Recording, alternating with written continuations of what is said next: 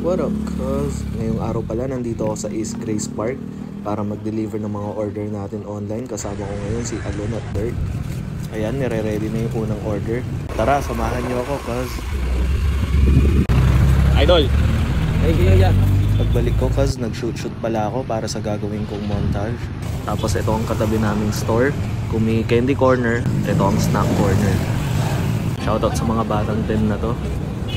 Tara, cuz, samahan niyo ulit ako mag-deliver.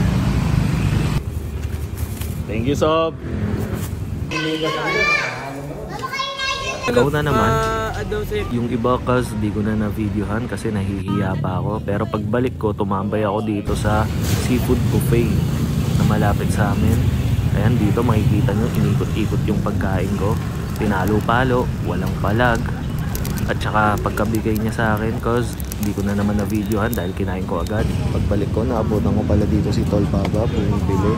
Ayan, pinaprepare ni Alon yung order niya, napakabilis. Hanggang dito na lang, cuz. Mat sa love, bounce na ako.